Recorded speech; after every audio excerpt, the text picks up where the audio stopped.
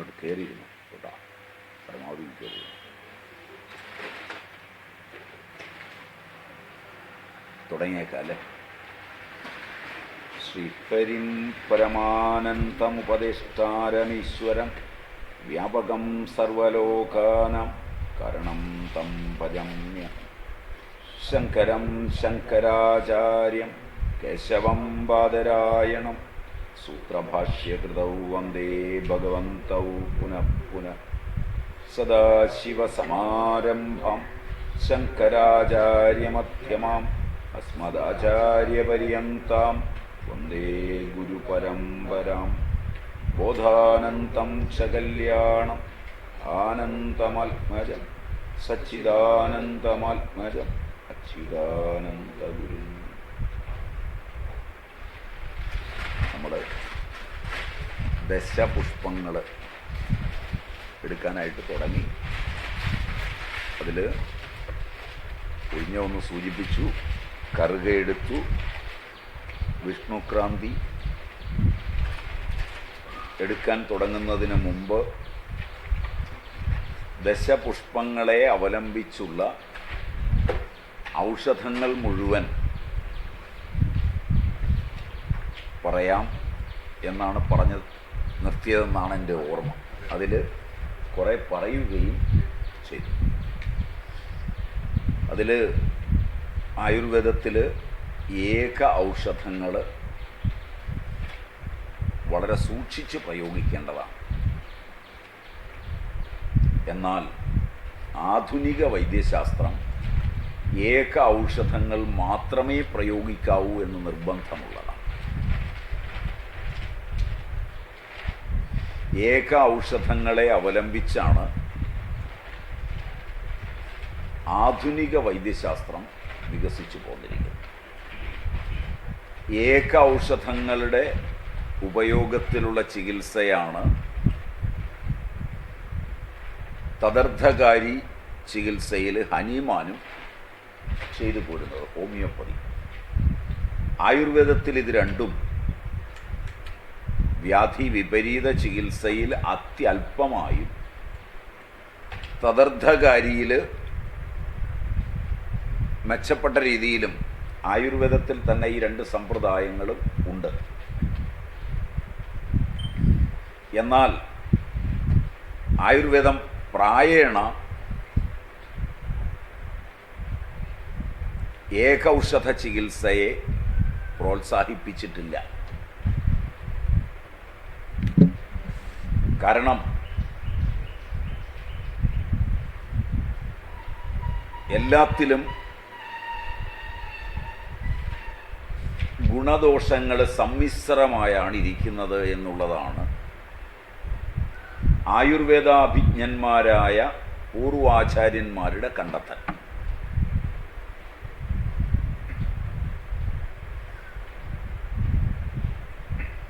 ഇത് മനസ്സിലാക്കാതെയാണ് സ്ഥൂല ഭൗതിക കാഴ്ചപ്പാടുകളിലൂടെ ഫിസിക്കൽ സയൻസിൻ്റെ എന്ന് പറഞ്ഞാൽ രസതന്ത്രം, ഊർജതന്ത്രം, ജീവശാസ്ത്രം മുതലായവയുടെ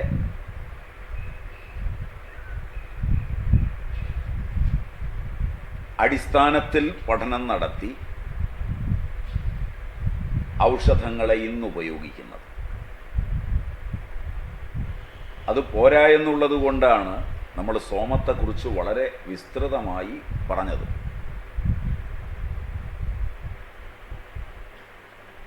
ഔഷധ പ്രയോഗം നടത്തുമ്പോൾ ആയുർവേദം യോഗ ഔഷധങ്ങൾക്കാണ് പ്രാധാന്യം നൽകുന്നത്. യോഗ ഔഷധങ്ങൾ പ്രയോഗിക്കുമ്പോൾ പല ഔഷധങ്ങളുടെയും ദോഷദൂഷ്യ ഭാവങ്ങൾ ഇല്ലാതാകും. അതുകൊണ്ട് തന്നെയാണ് പൂർവാചാര്യന്മാർ ആയുർവേദം സുരക്ഷിതമാണ് എന്ന് പറഞ്ഞത്.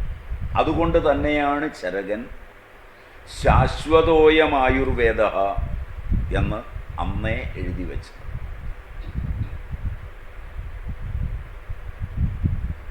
ശാശ്വതോയം ആയുർവേദഃ അനാദിത്വാത് ഭാവസ്വഭാവ നിത്യത്വാത് സ്വഭാവ സംസിദ്ധ ലക്ഷണത്വാത്.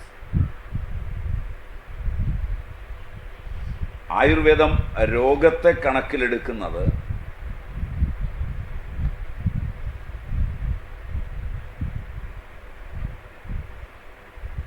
ബാഹ്യ രോഗലക്ഷണങ്ങളെ അവലംബിച്ചു മാത്രമല്ല, മൗലികമായ രോഗകാരണമായ ദോഷങ്ങളുടെ വ്യതിയാനത്തെ ആസ്പദമാക്കിയാണ്. മൗലിക ഘടകങ്ങൾ പൃഥ്വി തേജോ വായു ആകാശങ്ങളാണ്.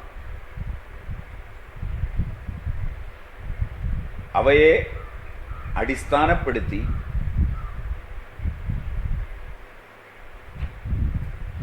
ഈ മൗലിക പരിമാണങ്ങളെ അടിസ്ഥാനപ്പെടുത്തി വാതപിത്ത കഫങ്ങളെ നിർണയിക്കുകയും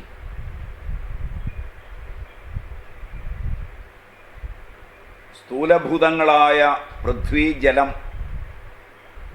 ഇവയുടെ ചർച്ചയിൽ കഫവും, അഗ്നിയിൽ പിത്തവും, വായു ആകാശങ്ങളെ ആസ്പദമാക്കി വാദവും നിർണയിച്ച് അവ സമമായിരിക്കുമ്പോൾ പൂർണ്ണ ആരോഗ്യവും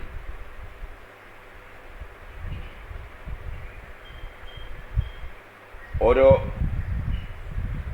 പ്രായത്തിന് വരുന്ന പ്രകൃതി വികാരങ്ങൾ, ബാല്യമാണ്, അവിടെ കഫമേറിയിരിക്കുന്നത് പ്രകൃതി വികാരമാണ്,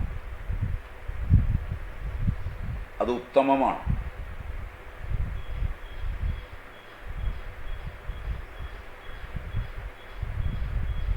പിത്തമേറിയിരിക്കുന്നത് മധ്യമമാണ്, വാദമേറിയിരിക്കുന്നത് അധമമാണ്. വാർദ്ധക്യം ബാല്യത്തിലേക്ക് വരികയാണ്.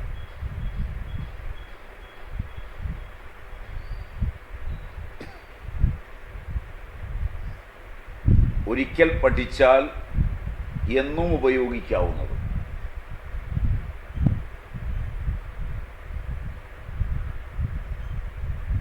പഠിക്കാൻ ഒട്ടേറെ ഉള്ളതും സൂത്രപ്പണി കൊണ്ട് പറ്റാത്തതും ആയതുകൊണ്ടാണ് ജനങ്ങൾ ഇതിൽ നിന്നകന്നത്.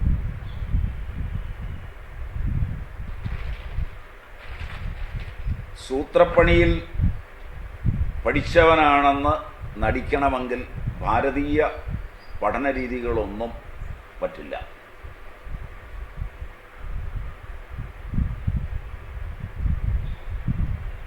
അത് പ്രകൃതിയോടും ജീവനോടും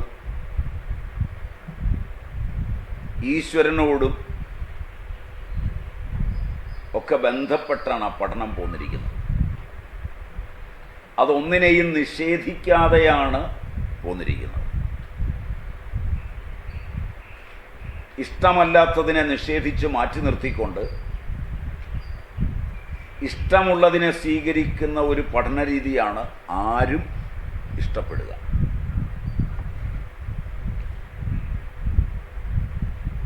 എനിക്കിഷ്ടമല്ലാത്തതെല്ലാം അന്ധവിശ്വാസമോ അനാചാരമോ തെറ്റോ, എനിക്കിഷ്ടപ്പെടുന്നതെല്ലാം ശരി. അറിവിൻ്റെ ഈ സമഗ്രതയില്ലായ്മയാണ് ആധുനികർ ഇഷ്ടപ്പെടുക.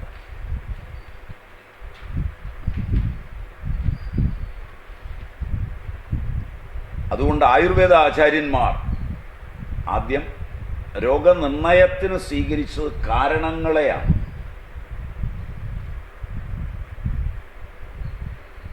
മാത്രവുമല്ല, അതെത്ര സംഗ്രഹിച്ച് സൂക്ഷ്മമായി പറയാൻ കഴിയുന്നുവോ അതാണ് പഠിച്ചു വയ്ക്കാൻ എളുപ്പം. എത്ര വ്യവച്ഛേദിച്ച് വിപുലപ്പെടുത്തുന്നുവോ അത്ര കണ്ട് സത്യത്തിൽ നിന്ന് അകലുമെന്നും അവർ കണ്ടെത്തി.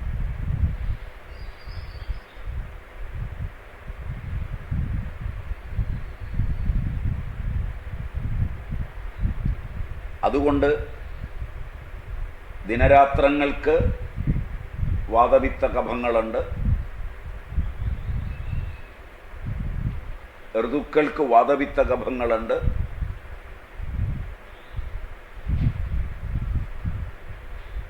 മനുഷ്യൻ്റെ ബാല്യ യൗവന വാർദ്ധക്യങ്ങൾക്ക് വാതപിത്ത കഫങ്ങളുണ്ട്.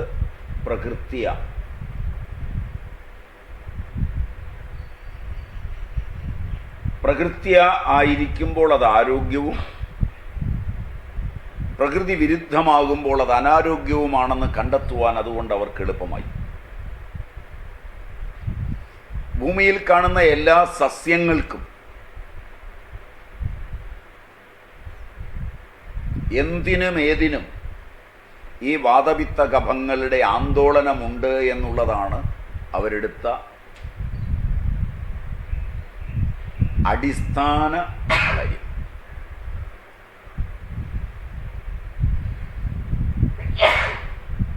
അതിൻ്റെ അടിസ്ഥാനത്തിലായിരിക്കണം സംസർഗം പോലും.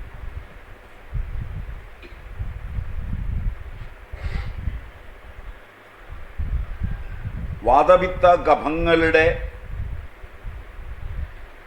ആന്തോളനം അറിഞ്ഞായിരിക്കണം ജീവിതം.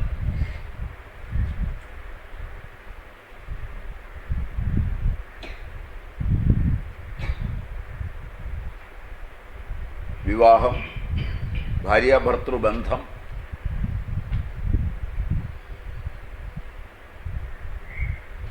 അതിൽ വ്യക്തിപരമായി കിട്ടുന്ന സുഖം, അതിൽ നിന്നുണ്ടാകുന്ന കുട്ടികളുടെ ആരോഗ്യം,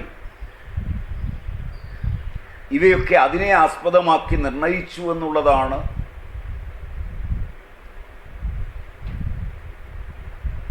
ഭൗതിക ദാരിദ്ര്യത്തിൽ പോലും ഭാരതീയരനുഭവിച്ച ആനന്ദത്തിന് കാരണം.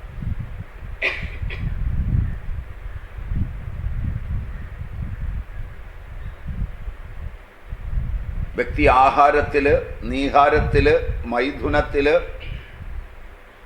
സ്വഭാവേനയുള്ള ഈ 3 കാര്യങ്ങളിലും, വ്യക്തി താൻ ചെയ്യുന്ന തൊഴിലിൽ,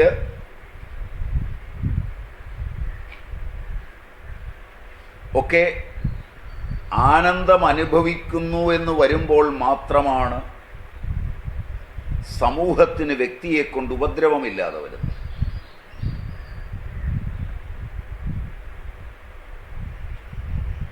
താൻ എന്തിനാണ് ജനിച്ചത്, ജീവിതം എങ്ങനെയാണ് സുഖപൂർണം ആകുന്നത് എന്നൊന്നും അറിയാതെ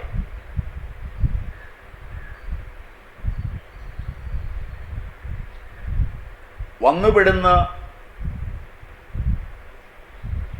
സാഹചര്യങ്ങളിൽ ഇണങ്ങാനാവാതെ വിഷമിക്കുമ്പോഴുണ്ടാകുന്ന ഭീകരതയാണ് ലോകം നേരിടുന്നത്. അതുകൊണ്ട് എല്ലായിടത്തും സുഖം തേടുന്നവരെയാണ് കാണുന്നത്. സുഖം കണ്ടെത്തുന്നവരെ കാണാറില്ല. സുഖം തേടുന്നതിൽ ഭൗതികമായി അന്വേഷിക്കുന്നവരും ആധ്യാത്മികമായി അന്വേഷിക്കുന്നവരും ഒരുപോലെ ദുഃഖിതരാണെന്നുള്ളതാണ് മറ്റൊരു വസ്തുത.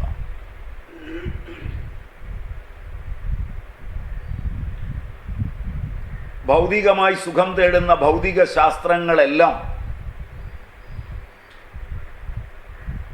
കൊണ്ട് സുഖത്തിന് താനൊഴിച്ചുള്ളതിനെ നിർമ്മാർജ്ജനം ചെയ്യുന്നതിനുള്ള ആയുധങ്ങളെ കണ്ടെത്തുന്നതിനാണ് ശ്രമം ചെയ്യുന്നത്.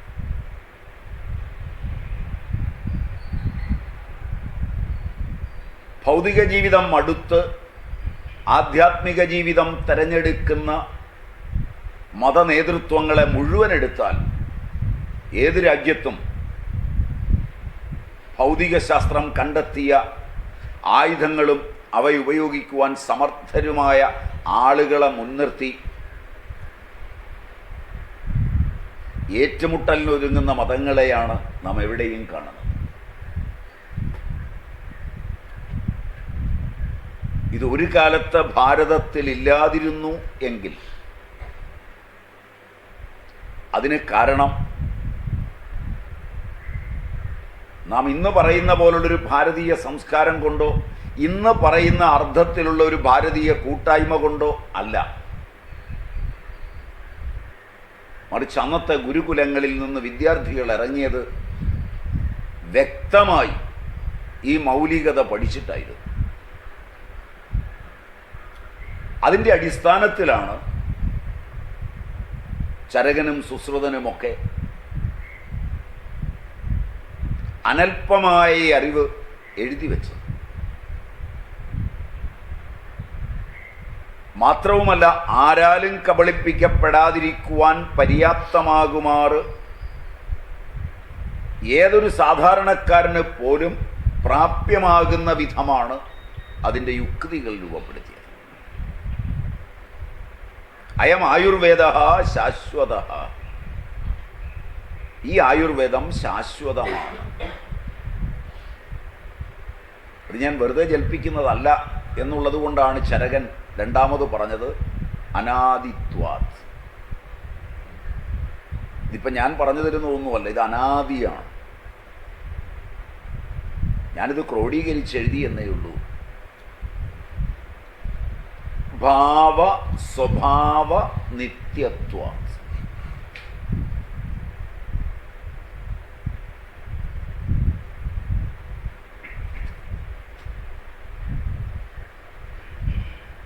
രോഗിയുടെ രോഗകാരണമായ ഭാവവും രോഗനിർമാർജനത്തിന് ഉപയോഗിക്കുന്ന ഔഷധത്തിൻ്റെ ഭാവവും നിത്യമാണ്.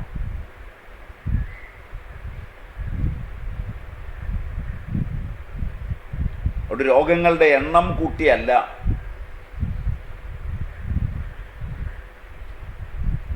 പകരം അതിൻ്റെ മൗലികതയിൽ വന്ന വ്യതിയാനത്തെ ആസ്പദമാക്കിയുള്ള നാമകരണമാണ് കൃത്യമായിട്ടുള്ളത്.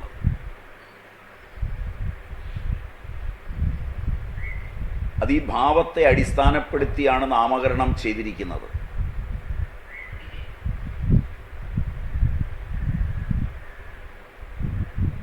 ആ ഭാവം നിത്യമാണ്.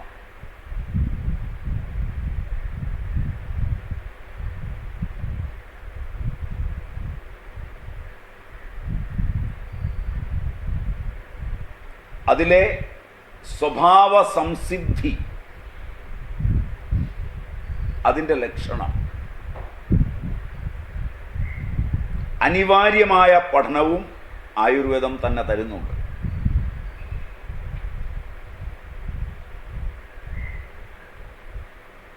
അതുകൊണ്ടാണ് ഇത് പഠിക്കാൻ എളുപ്പമാകുന്നത്. ഒരിക്കൽ പഠിച്ചാൽ ഒരിക്കലും മറന്നു പോകാത്തത്.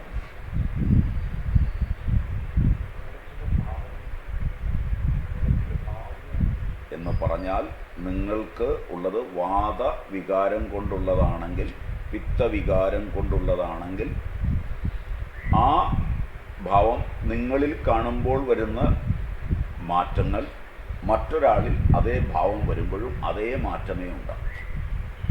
കാരണം മൗലിക ഘടകങ്ങളുടെ മാറ്റമനുസരിച്ച് വരുന്ന വ്യതിയാനം ലോകത്തെവിടെയും ഒന്നു തന്നെയായിരിക്കും. അല്ലാതെ വ്യക്തിയിൽ നിന്ന് വ്യക്തി മാറുന്നതനുസരിച്ച് മാറ്റം വരില്ല. മറിച്ച് അല്ലാതെ ഒരു രോഗത്തെ ലക്ഷണപ്രകാരം വ്യവച്ഛേദിക്കുവാൻ ഒരുങ്ങിയാൽ ഒരാളിൽ കാണുന്ന ലക്ഷണമായിരിക്കില്ല മറ്റൊരാളിൽ കാണുന്നത്.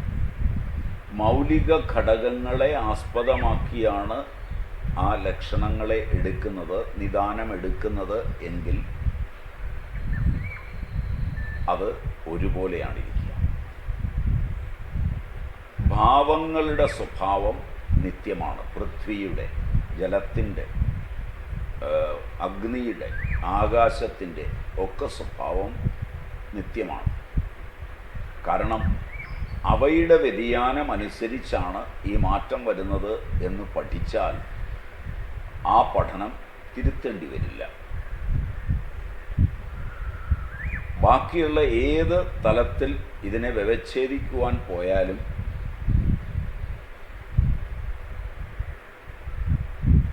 അതിൽ എക്സെപ്ഷൻസ് ഒരുപാടുണ്ടാവും. എക്സെപ്ഷൻസിനെ മാറ്റി നിർത്തിക്കൊണ്ട് പോകുമ്പോൾ കുറച്ച് കഴിയുമ്പോൾ എക്സെപ്ഷൻ തന്നെ ജനറലായിത്തീരും. ജനറൽ എന്നത് എക്സെപ്ഷനായി മാറും.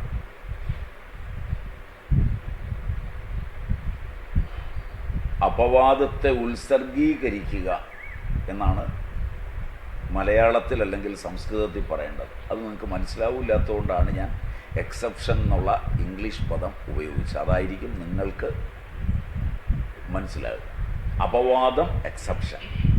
അങ്ങനൊരു, നിങ്ങൾ അപവാദം എന്ന് കേട്ടിരിക്കുന്നത് വേറെ അർത്ഥത്തിലായിരിക്കും. അതുകൊണ്ടാണ് ഞാൻ അവിടെ ആ പദം ഉപയോഗിച്ചത്. അല്ലെങ്കിൽ വീണ്ടും നിങ്ങൾ അടുത്ത സംശയം ചോദിക്കും, സമയം മുഴുവൻ പോകും. അപ്പോൾ ആധുനിക വൈദ്യശാസ്ത്രവും എല്ലാം പോകുന്നത് ആ ഒരു തലത്തിലാണ്.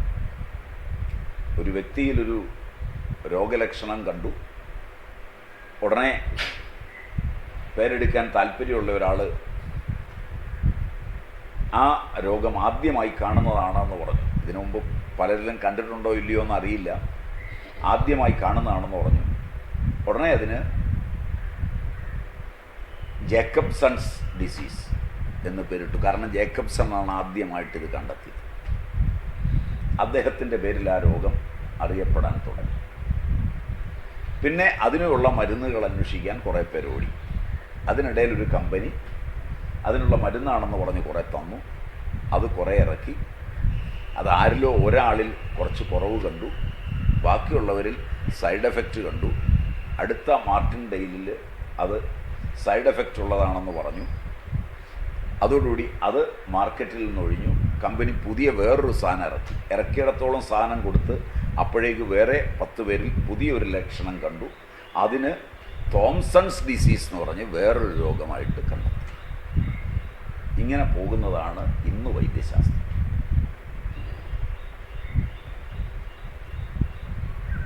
ആക്ഷേപം നിങ്ങൾക്ക് മനസ്സിലായോ എന്ന് എനിക്കറിയില്ല. ചികിത്സയിൽ നിന്ന് തന്നെ പുതിയ രോഗങ്ങൾ കണ്ടുപിടിക്കാനും വിദ്യാഭ്യാസത്തിൽ പുതിയ ഗവേഷണ ഫലങ്ങൾ ഉണ്ടാക്കാനും പുതിയ PhDകൾ ഉണ്ടാക്കാനും പറ്റുന്ന വിധമാണ് ജനോപകാരപ്രദമായ ആധുനിക വൈദ്യശാസ്ത്രം നീങ്ങുന്നത്.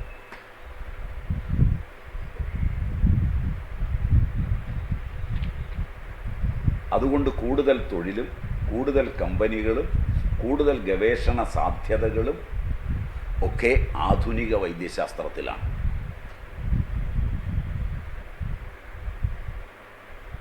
കൂടുതൽ മനുഷ്യനെ പ്രകൃതിയിൽ നിന്ന് അകറ്റാനും പ്രകൃതിയോടുള്ള ബന്ധം തകർക്കാനും അത് ഫലപ്രദമാണ്.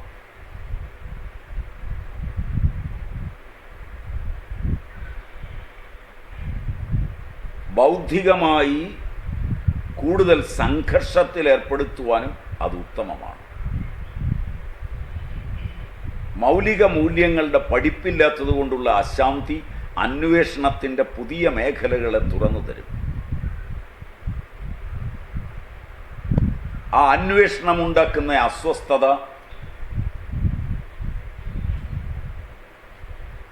വലിയ കച്ചവടങ്ങൾക്ക് വഴിമരുന്നിടുകയും ചെയ്യും.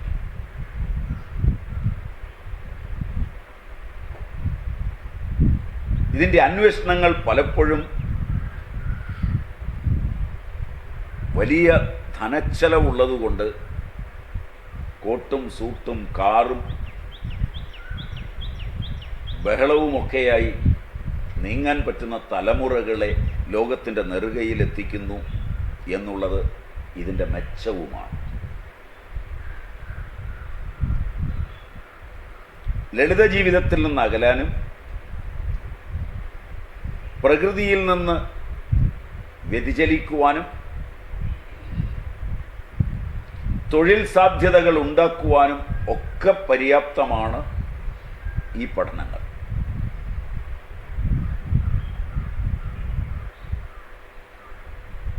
മറ്റേതാകട്ടെ എഴുതി വെച്ച് കഴിഞ്ഞതും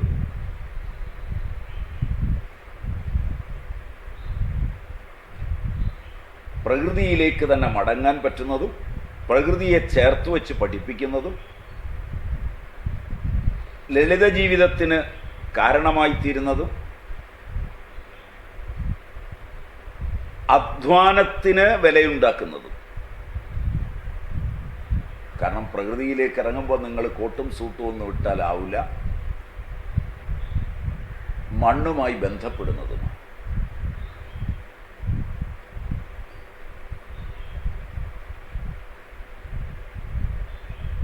ആ വ്യത്യാസം നിങ്ങൾക്ക് മനസ്സിലായോ എന്ന് എനിക്കറിയില്ല.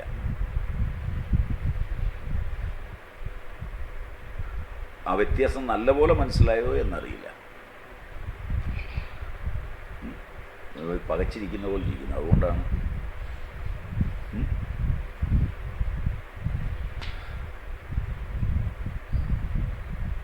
അതുകൊണ്ട് അവരെല്ലാത്തിനെയും ഈ മൗലികതയുടെ അടിസ്ഥാനത്തിലാണ് കണ്ടത്. അതുകൊണ്ട് തന്നെ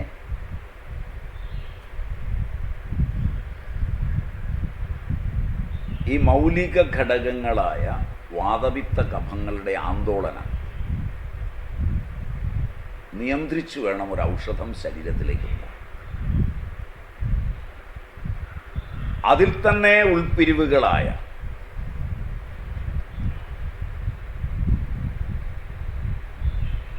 വായുവിൻ്റെ ഘടകങ്ങൾ എടുക്കുമ്പോൾ വായു എന്നത് തന്നെ ഒരു സമാഹാരമാണ്, ഒരു സംയുക്തമാണ്.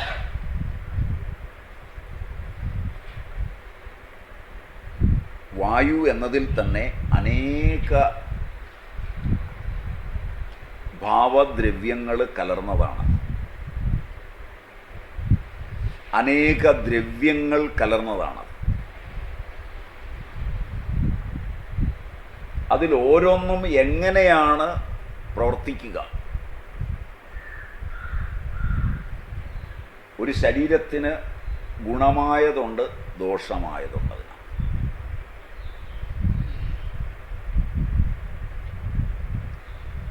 ഒന്ന് ഗുണകരമാണെങ്കിൽ അത് തന്നെ മറ്റൊരിടത്ത് ദോഷകരമാണ്.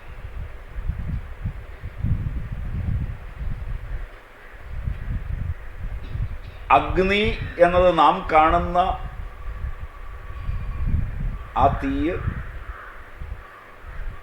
അനേക ഘടകങ്ങളോട് കൂടിയതാണ്. അതുകൊണ്ടാണ് പ്രാചീനർ അതിന് 7 നാവുകളും ഒക്കെ നിർണയിച്ച് നൽകുന്നത്. അതിനെയൊക്കെ അവർ വർണ്ണിച്ചിട്ടുള്ളത് ജീവനുള്ള ഒരാളെ വർണ്ണിക്കുന്നത് പോലെ തന്നെയാണ്. കാരണം ജീവൻ ഈ മൗലിക ഘടകങ്ങളുടേത് മാത്രമാണ്, നിങ്ങളുടെയും എൻ്റെയും അല്ല. അവ സുഖകരമായിരിക്കുമ്പോഴാണ് ജീവൻ പ്രതിഭാസിക്കുന്നത്.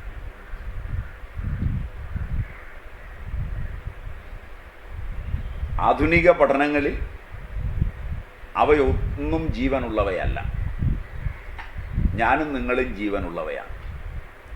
താൽക്കാലികമായി ജീവൻ ഉണ്ടായിരിക്കുകയും അല്പകാലസ്ഥിതമായ ജീവനിൽ അഹങ്കരിക്കുകയും ജീവനില്ലാതിരുന്ന കാലവും ജീവൻ പോയിക്കഴിഞ്ഞുള്ള കാലവും പരിഗണിക്കാതുള്ള കാലത്തെ ബോധത്തിൻ്റെ അഹങ്കാരത്തിൽ നിന്നുകൊണ്ട് ശാസ്ത്രങ്ങൾ വിരചിക്കുകയും ചെയ്യുന്ന മനുഷ്യനോട്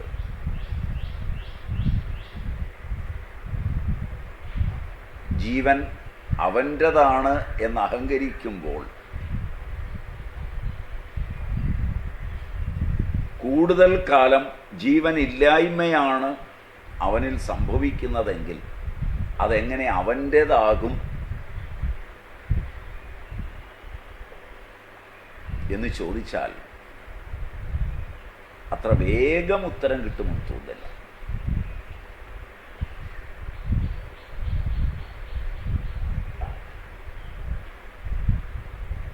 ഇവിടെയാണ് മൗലിക ഘടകങ്ങളുടെ ചേർച്ചയിലാണ് ജീവൻ എന്നുള്ള ഒരു പഠനം വരുന്നത്.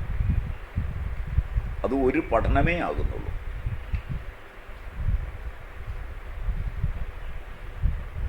അതിലാണ് ശബ്ദവും സ്പർശവും രൂപവും രസവും ഗന്ധവും ഒക്കെ അനുഭവിക്കാൻ ഈ ജീവന് കഴിയുന്നത്. ഇതിൻ്റെ ചർച്ചയുടെ വ്യതിയാനമാണ് ശബ്ദസ്പർശ രൂപരസ ഗന്ധാദികളെ അനുഭവിക്കുന്ന ഇന്ദ്രിയങ്ങളുടെ പ്രകാശത കുറയുകയോ കൂടുകയോ ചെയ്യുന്നത്.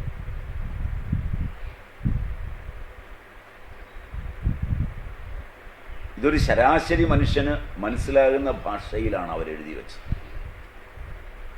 നിങ്ങൾ പഠിക്കുന്ന ആധുനിക ശാസ്ത്രമാകട്ടെ, അതിൻ്റെ സങ്കല്പങ്ങൾ ആദ്യം തലച്ചോറിൽ പഠിച്ച് ഉറപ്പിച്ചവന് മാത്രമേ മനസ്സിലാവൂ. അവനാകട്ടെ പരീക്ഷ എഴുതാൻ മാത്രമേ മനസ്സിലാവൂ. അവൻ്റെ നിത്യജീവിതവുമായി ബന്ധമില്ലാത്തതുകൊണ്ട് പഠിക്കുക, മറക്കുക, പഠിച്ചതിൽ അഭിമാനിക്കുക എന്നുള്ളതിനപ്പുറം യാതൊന്നും സാർവലൗകികമായി നടക്കുന്നില്ല, അപൂർവം ഗവേഷകരിൽ ഒഴിച്ചാൽ.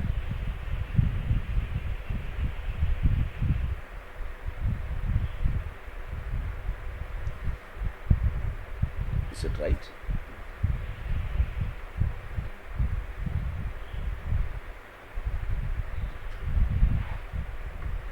തെരഞ്ഞെടുത്ത ഏതോ ഗവേഷകന്മാരുടെ അറിവും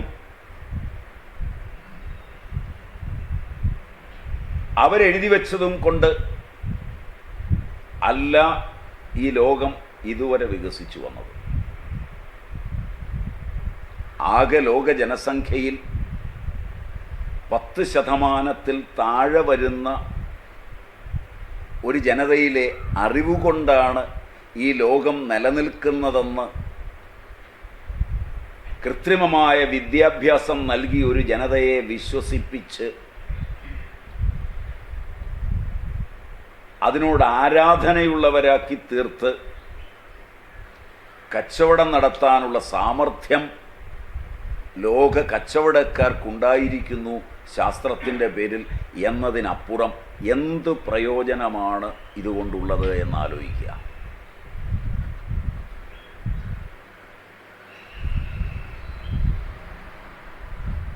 പല ചോദ്യങ്ങളും ചെന്ന് മുട്ടുന്നത് ഗവേഷകൻ്റെ അന്ധക്കരണത്തിലാണ് ആ അറിവിരിക്കുന്നത്. ഞങ്ങൾക്കതേക്കുറിച്ച് യാതൊന്നും അറിയില്ല. അത് വിശ്വസിച്ച് ഞങ്ങൾ ജീവിക്കുകയാണ്. നിങ്ങളുടെ ദൈനംദിന ജീവിതം അത് വിശ്വസിച്ചാണോ? അല്ല, പ്രകൃതിയെ അടിസ്ഥാനപ്പെടുത്തി വരുന്നത് പോലെ ജീവിക്കുകയാണ്.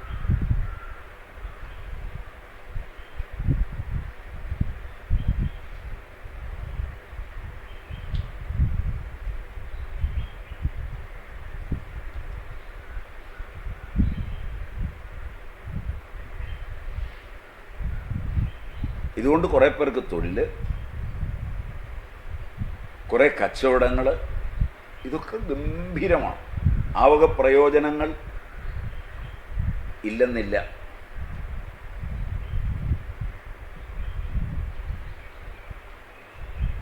അതിലുപരി അതിനായി ചെലവഴിച്ച സമയവും ധനവും അടിസ്ഥാനപ്പെടുത്തി നിങ്ങൾക്കും നിങ്ങളുടെ കുടുംബങ്ങൾക്കുമൊക്കെ നിങ്ങളുടെ പരിചയക്കാർക്കുമൊക്കെ ഉണ്ടാക്കുന്ന ഒരു അഭിമാനം, അതിൻ്റെ അടിസ്ഥാനത്തിലുള്ള ഒരു ഹുങ്ക്, അതൊക്കെ വളരെ വിപുലമാണ്. അതിനെ കുറച്ച് കാണരുത്.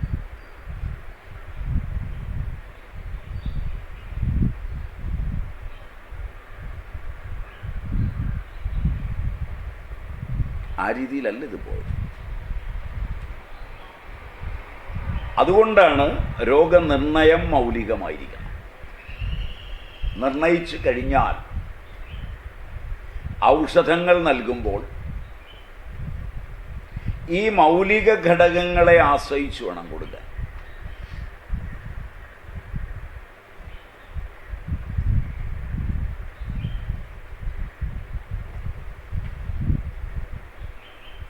അല്ലാതെ കൊടുത്താൽ ആ രോഗം തന്നെ വർദ്ധിക്കുകയോ പുതിയ രോഗങ്ങൾ ആവിർഭവിക്കുകയോ ചെയ്യും.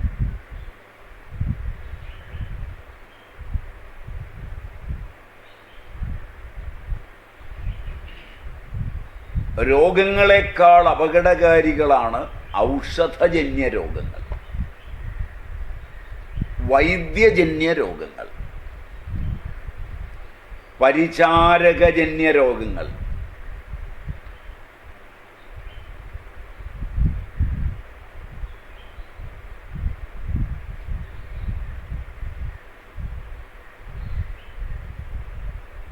ഭിഷഗ്വരൻ്റെ വാക്ക്, ഭിഷഗ്വരൻ്റെ തപസ്സില്ലായ്മ, ഭിഷഗ്വരൻ്റെ അറിവില്ലായ്മ, ഇവയിൽ നിന്നെല്ലാം രോഗിക്ക് ലഭിക്കുന്നത് വൈദ്യജന്യ രോഗങ്ങളുടെ ഒരു വലിയ ശൃംഖലയാണ്. കൂടെ പരിചരിക്കാൻ നിൽക്കുന്നവൻ്റെ അസ്വസ്ഥതകളും യാതനകളും നിവൃത്തികേട് കൊണ്ടൊരു തൊഴിലെന്ന നിലയിൽ ചെയ്യുമ്പോൾ വൈകാരിക വിദ്യാഭ്യാസമില്ലാത്തവൻ എന്ത് ചെയ്യുമ്പോഴും അസ്വസ്ഥനായി ചെയ്യുമ്പോൾ അത് ദ്രവ്യത്തിൽ ഉളവാക്കുന്ന പരിണാമം മാരകമാണ്. അതാണ് പരിചാരകജന്യ രോഗങ്ങൾ. അതുകൊണ്ട് വൈദ്യൻ, പരിചാരകൻ, സർവോപരി ഔഷധം. ഒരൗഷധം അതിന് കൃത്യമായിരിക്കണം. അത് ഗിനിപ്പന്നിയിൽ, വെള്ളലിയിൽ ഒക്കെ പ്രവർത്തിപ്പിച്ചു. അതിൻ്റെ കോശങ്ങളെടുത്ത് മാറ്റി ഇൻവൈവോ ഇൻവിട്രോ സ്റ്റഡികളിൽ അത് ഫലപ്രദമായി.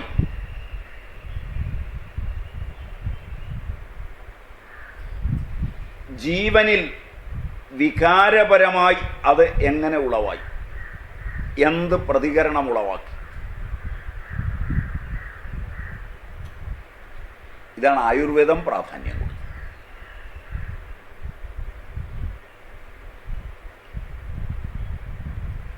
ജീവനുള്ള ശരീരത്തോടാണ് വികാരമുള്ള.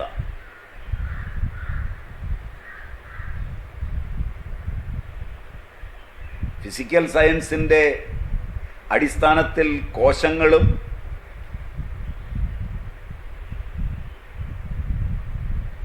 ധാതുക്കളുമൊക്കെയായി കാണുന്ന മനുഷ്യ ശരീരത്തെ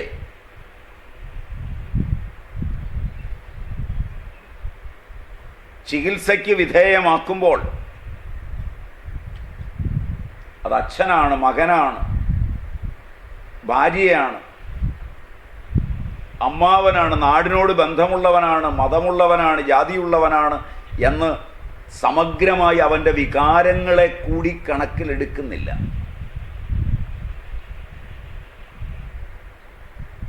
ആ വികാരങ്ങളൊക്കെ രോഗസാധ്യതയുടെ കേന്ദ്രങ്ങളാണ്.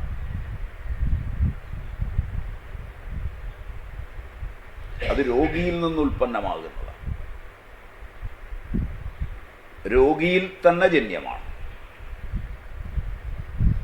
അവനിലേക്കാണ് ഈ ഔഷധം കടന്നു ചെല്ലുന്നത്.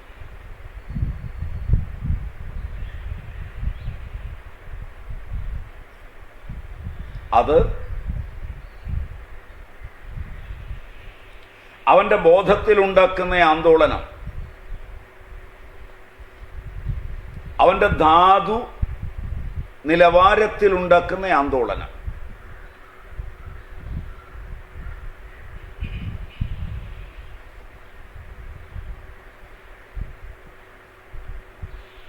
അവൻ്റെ മലങ്ങളിലുണ്ടാക്കുന്ന ആന്തോളനം,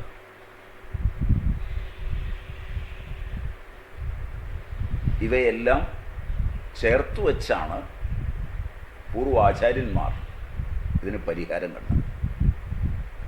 അതുകൊണ്ടവർ ഏക ഔഷധങ്ങളെക്കാൾ പ്രാധാന്യം നൽകിയത് യോഗ ഔഷധങ്ങൾക്ക്.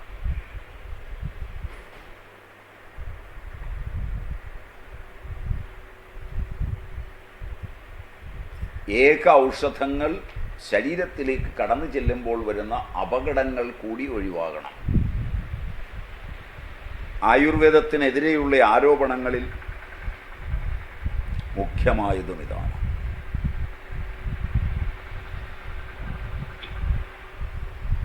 ഓരോ ഔഷധവും എടുത്ത് അതിൻ്റെ രസവീര്യ വിഭാഗങ്ങൾ പഠിച്ച് അതിലൊളിഞ്ഞു കിടക്കുന്ന പ്രഭാവമുണ്ടെങ്കിൽ അതും ഉൾക്കൊണ്ട് അതിൻ്റെ യോഗങ്ങൾ നൂറ്റാണ്ടുകൾക്ക് മുമ്പ് കണ്ടെത്തി ആ യോഗങ്ങൾ ഇന്ന രോഗങ്ങളെ ശാശ്വതമായി നിർമ്മാർജ്ജനം ചെയ്യുമെന്ന് എഴുതി വെച്ചത് അന്ധവിശ്വാസമാണ്. അനേകായിരം നൂറ്റാണ്ടുകൾ ചെയ്തു നോക്കി ഫലവത്താണെന്ന് തെളിഞ്ഞതും ഇന്ന് ചെയ്താലും ഫലവത്താകുന്നതും അന്ധവിശ്വാസമാണ്.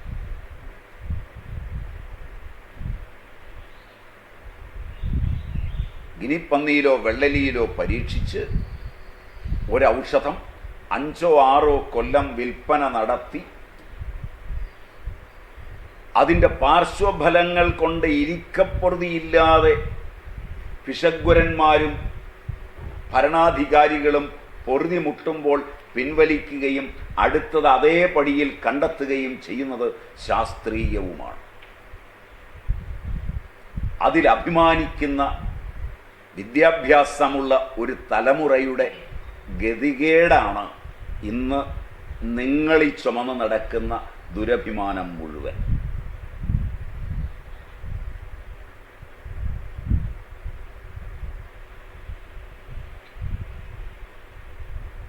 ഇതൊക്കെ കേട്ടാലും ഈ അഭിമാനം നിങ്ങളിൽ നിന്ന് പോകില്ല.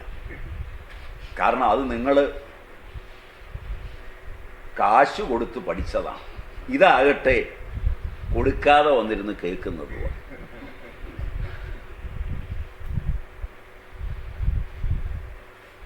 മനസ്സിലായോ എന്നറിയില്ല.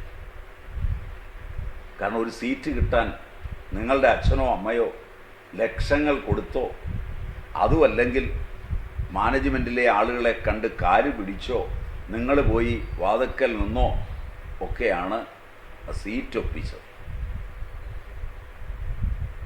അവിടെ ഇരുന്ന് 5 or 6 or 10 or 15 ഒക്കെ കൊല്ലം പഠിക്കാൻ നിങ്ങൾ ഒരുപാട് ക്ലേശിച്ചിട്ടുണ്ട്. പഠിക്കാനുള്ള വിഷയങ്ങൾ തലേ കയറ്റാൻ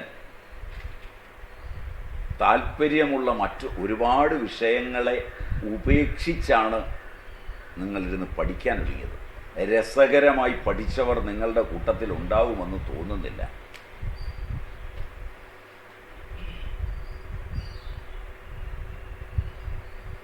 അച്ഛൻ്റെ നിർബന്ധവും അമ്മയുടെ നിർബന്ധവും കാലത്തിൻ്റെ നിർബന്ധവും തൊഴിലിൻ്റെ നിർബന്ധവും പണത്തിൻ്റെ നിർബന്ധവും കൊണ്ട് പഠിച്ചതാണ് പലപ്പോഴും ഇതെല്ലാം.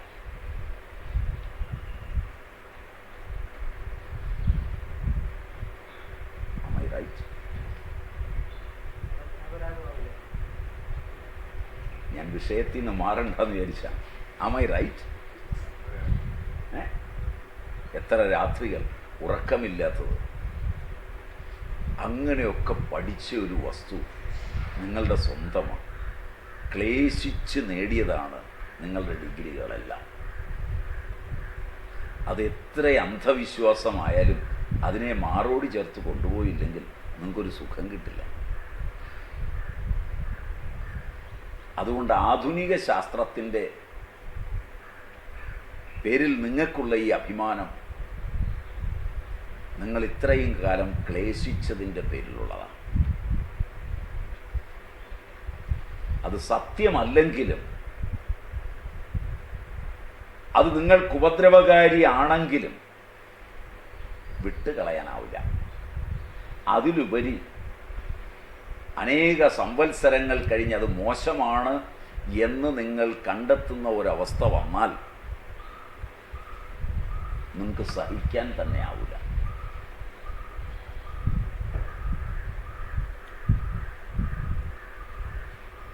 അത് മോശമാണ് എന്നുള്ള ഒരു സത്യം കേൾക്കാൻ തുടങ്ങുമ്പോൾ തന്നെ നിങ്ങളുടെ അന്തരംഗം പറയും, അത് കേട്ടാൽ ഞാൻ തകർന്നു പോകും, അതുകൊണ്ട് അത് കേൾക്കണ്ട, അത് മാറ്റി വേറെ ഏതെങ്കിലും വിഷയം നമുക്ക് കേൾക്കാം.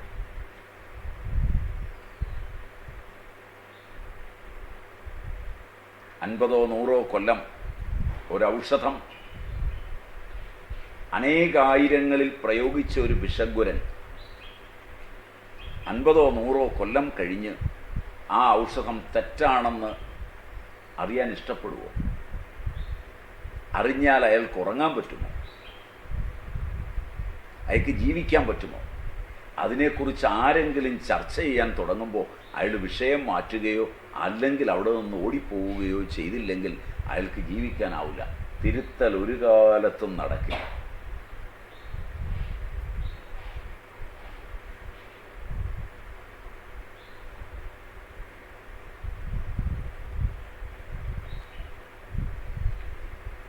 അതാണ് പാരമ്പര്യ മര്യാദകളിൽ നിന്ന് അകന്ന പെൺകുട്ടികൾ പോലും ഇപ്പോൾ അനുഭവിക്കുന്നത്.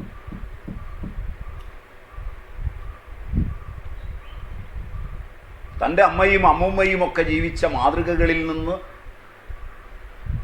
പുരോഗതിയുടെ പേരിൽ മാറിപ്പോയ സ്ത്രീകൾ കഴിഞ്ഞ 50 വർഷത്തെ ജീവിതത്തിൽ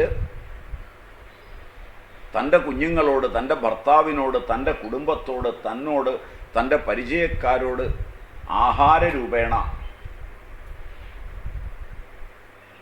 സംഭാഷണ രൂപേണ,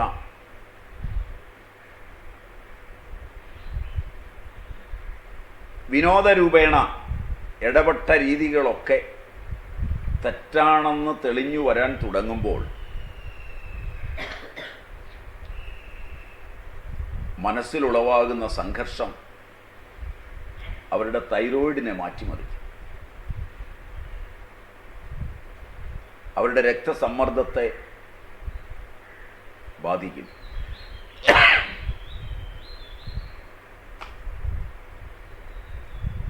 ശരീരത്തിലെ ഷുഗറിൻ്റെ അളവ് കൂട്ടും. ഇതൊക്കെ മരുന്നുകൊണ്ട് മാറ്റാനാവുമോ? ഇന്ന് സ്ത്രീകൾ കൂടുതൽ രോഗികളാകുന്നുവെങ്കിൽ അതിൻ്റെ കാരണങ്ങളിൽ ഒന്നിതാണ്. അതുപോലെ തന്നെയാണ് നിങ്ങളുടെ പഠിപ്പിൻ്റെ തലങ്ങളിൽ വന്ന ഈ വൈകല്യവും. ചുരുക്കത്തിൽ നിങ്ങളുടെ പഠിപ്പ് നിങ്ങളുടെ ആരോഗ്യത്തെ കളഞ്ഞു കുളിക്കുന്നതാണ്.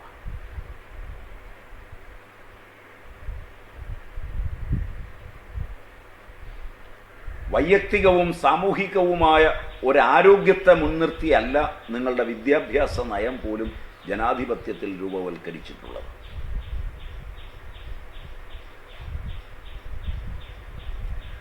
ഒരു രാജ്യത്തിൻ്റെ വിദ്യാഭ്യാസം അവിടുത്തെ ജനതയുടെ ആരോഗ്യത്തെ അടിസ്ഥാനപ്പെടുത്തി വേണം രൂപപ്പെടുത്തുവാൻ.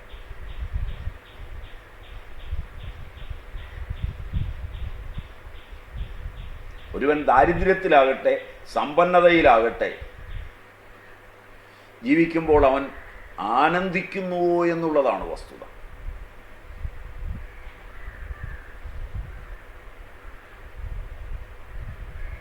ദാരിദ്ര്യത്തിൻ്റെ പടുകുഴിയിലിരിക്കുമ്പോഴും ഒരാൾക്ക് ആനന്ദത്തോടെ ജീവിക്കുവാൻ കഴിയുന്നു. സമ്പന്നതയുടെ ആധിക്യത്തിലൊരുവൻ ദുഃഖിതനായി കഴിയുന്നു.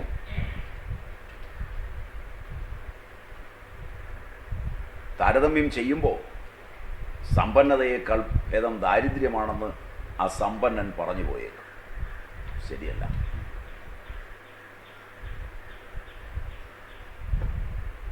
അതുകൊണ്ട് തന്നെ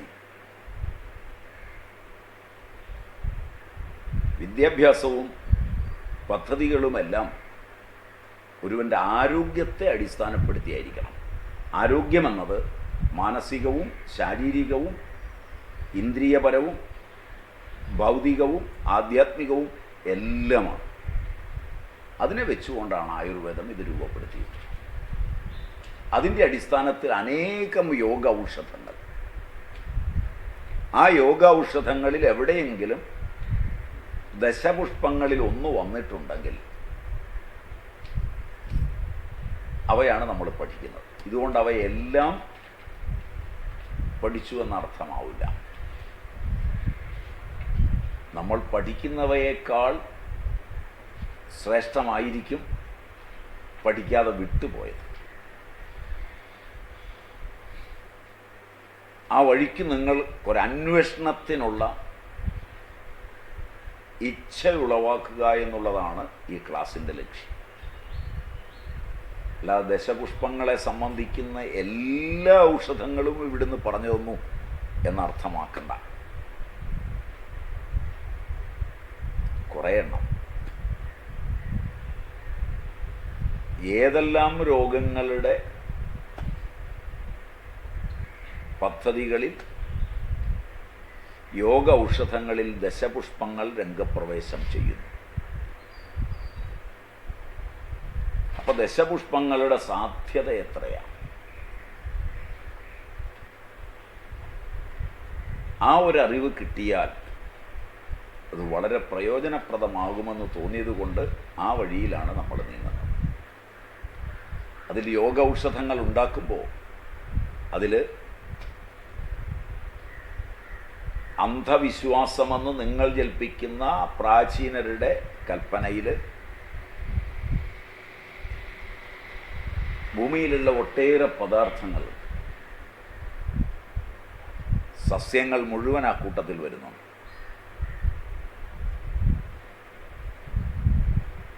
ജന്തുക്കളുടെ ജാന്തവങ്ങളായ ഒട്ടേറെ പദാർത്ഥങ്ങൾ വരുന്നു.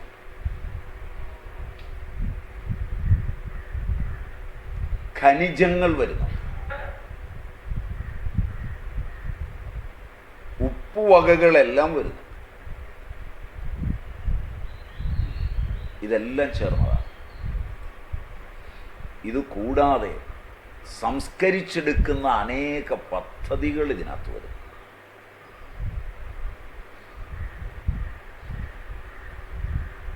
അതിൽപ്പെട്ടതാണ് പച്ചക്കർപ്പൂരം, സംസ്കരിച്ചെടുക്കുന്നതാണ്.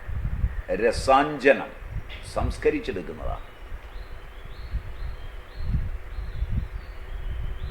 നിങ്ങളിൽ നിന്ന് പച്ചക്കർപ്പൂരം എന്ന് പറഞ്ഞാൽ അങ്ങാടിക്കടയിൽ നിന്ന് വാങ്ങിക്കുകയാണ്. അത് പച്ചക്കർപ്പൂരമൊന്നുമല്ല. പിന്നല്ല, അതിൽ മുഴുവൻ മെഴുകുക.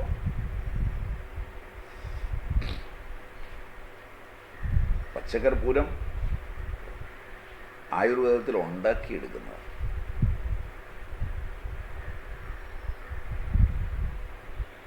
രസാഞ്ജനം ഉണ്ടാക്കിയെടുക്കുന്നതാണ്. അപ്പം അങ്ങനെ ഒരുപാട് പദാർത്ഥങ്ങൾ ശാസ്ത്രീയമായി ഉണ്ടാക്കിയെടുക്കുന്നത്. അതിലൊക്കെ താല്പര്യം വന്നാൽ ഒട്ടേറെ ദുഃഖമുണ്ടാക്കുന്ന താല്പര്യങ്ങൾ നഷ്ടപ്പെടും.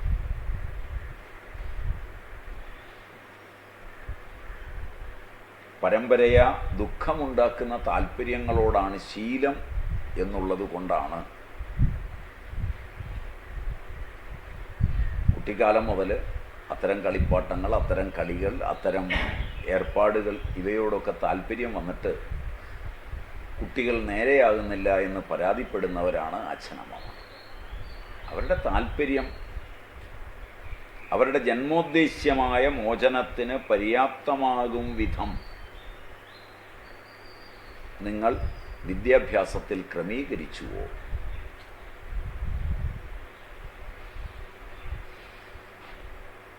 അതിനുള്ള സാഹചര്യം നിങ്ങളുടെ ഭരണഘടന അനുശാസിക്കുന്നുണ്ടോ?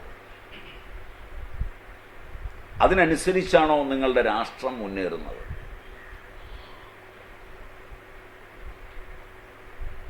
വിദ്യാഭ്യാസമില്ലാത്ത നിങ്ങൾ അച്ഛനമ്മമാർ, ശരിയായ വിദ്യാഭ്യാസം ഇല്ലാത്ത നിങ്ങൾ അച്ഛനമ്മമാർ, നിങ്ങളുടെ അഭിമാനം നിലനിർത്തുന്നതിന് വേണ്ടി കുട്ടികളെ ഉപയോഗിക്കുകയാണോ ഇത്? ശരിയായ വിദ്യാഭ്യാസം ഇല്ലാത്ത ഭരണാധികാരികൾ തങ്ങളുടെ കീഴിൽ ആളുകളെ നിർത്തുന്നതിന് വേണ്ടിയാണോ ഭരണഘടനയും ബാക്കിയുള്ളതും രൂപപ്പെടുത്തിയത്?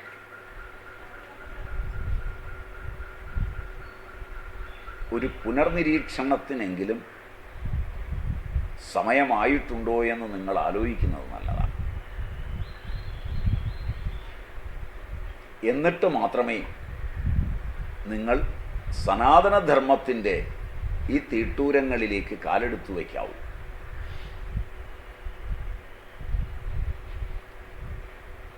അതാണ് വസ്തുത. ഇനി നമുക്ക് വിഷയത്തിലേക്ക് പോകാം. ഇതൊരു ഇൻട്രഡക്ഷൻ മാത്രം തന്നേ ഉള്ളൂ.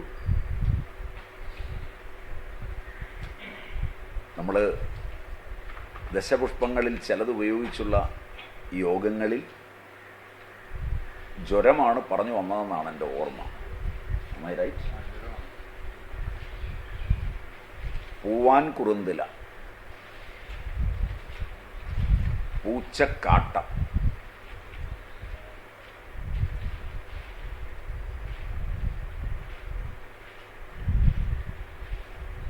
ഇവ പശുവിൻ നെയ്യിൽ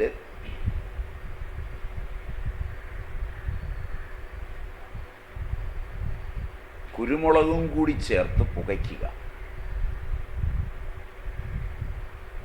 മറ്റേ രണ്ടും തന്നെ ആയാലും കുഴപ്പമില്ല. പൂവാങ്കുറുന്തലയും പൂച്ചക്കാട്ടവും മാത്രമായാലും, അതുകൊണ്ടാണ് പശുവിൻ നെയ്യിൽ പറഞ്ഞിട്ട് കുരുമുളകും കൂടെ ചേർത്തത്. കാരണം ഒരെണ്ണത്തിൽ തന്നെ രണ്ടും തരാമെന്ന് വെച്ചാൽ 2 പ്രാവശ്യം എഴുതണ്ടെന്ന് വിചാരിച്ച. പൂച്ചക്കാട്ടം പൂവാങ്കുറുന്തല പശുവിൻ നെയ്യിൽ പുകയ്ക്കുക, പൂച്ചക്കാട്ടം പൂവാൻകുറുന്തല കുരുമുളക് പശുവിൻ നെയ്യിൽ പുകയ്ക്കുക.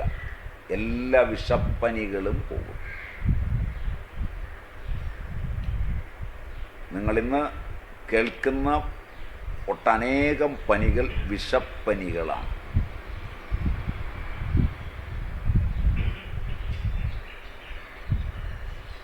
നിങ്ങൾ വൈറൽ ഫീവർ എന്ന് പറയുന്ന വർഗങ്ങളെല്ലാം ഈ വിഷപ്പനികളിൽ തന്നെ പെടും.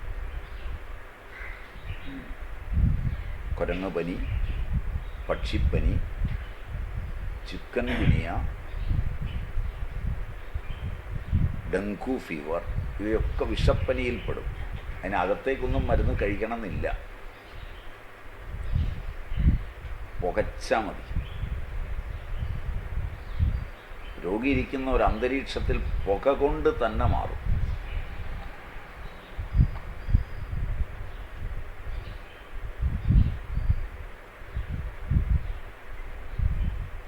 FACT, കൊച്ചിൻ റിഫൈനറി, അതിൻ്റെ തൊട്ടപ്പുറത്തൊരെണ്ണമുണ്ടല്ലോ, HOC, കളമശ്ശേരി അവിടെ എന്തോ ഒരു സ്ഥാപനമുണ്ടല്ലോ, റബ്ബർ പ്രോഡക്റ്റ്സ് ഒക്കെ ഉണ്ടാക്കുന്ന അപ്പോളോ, അത് കൂടാതെ ഒരെണ്ണമുണ്ടല്ലോ. ആ, ഇങ്ങനെയുള്ളിടത്തു നിന്നൊക്കെ വരുന്ന പുക വളരെ നല്ലതാണ്.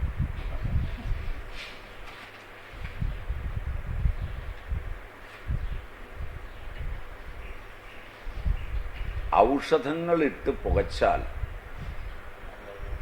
ആ പുക പൊല്യൂഷനാണ്. ക്ഷേത്രങ്ങളിലെ ഗണപതി ഹവനവും മറ്റുള്ളതുമൊക്കെ പൊല്യൂഷൻ കൺട്രോൾ ബോർഡിൻ്റെ അനുമതിയിൽ കൊണ്ടുവരണം.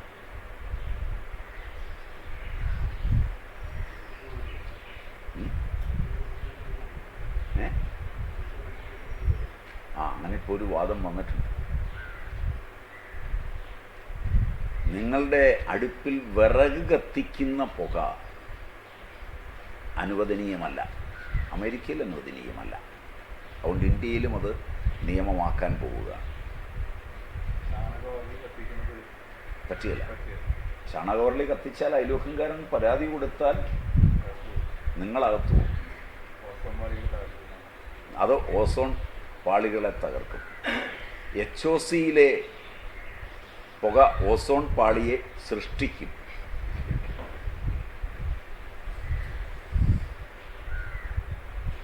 കാരണം അവിടെ പുക എന്നുള്ളത് ഒന്നിച്ചാണ് എടുക്കുന്നത്. പുകയുടെ ഘടകങ്ങളുടെ വ്യത്യാസം.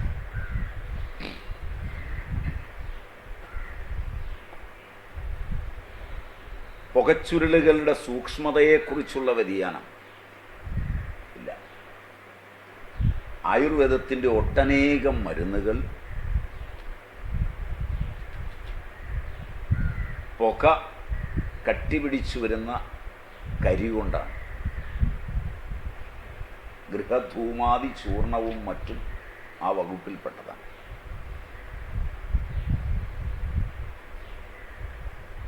പ്ലാവിൻ്റെ വിറക് മാത്രം കത്തിക്കുന്ന അടുപ്പിൽ പുകക്കുഴലിൽ വരുന്ന കരിയെടുത്ത് അതിൻ്റെ സൂക്ഷ്മത, പുളിവിറക് മാത്രം കത്തിക്കുന്നിടത്തു നിന്നെടുത്ത കരി, ഇവയൊന്നും പഠിച്ചിട്ടല്ല ഈ തീരുമാനങ്ങൾ.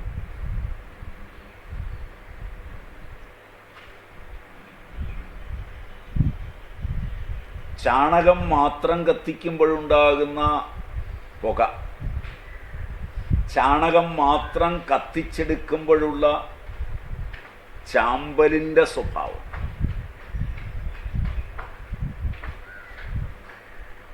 ചാണകം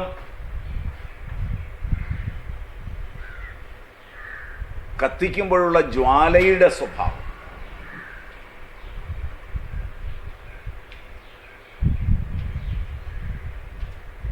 ഇവയെക്കുറിച്ചൊക്കെ പ്രാചീനന് കണക്കുണ്ട്. കാപ്പി കുടിച്ചിട്ടാകാം അല്ലേ? 9 മണിയായില്ലേ? 9 കഴിഞ്ഞു. അപ്പം കാപ്പി കുടിച്ചിട്ടാകാം.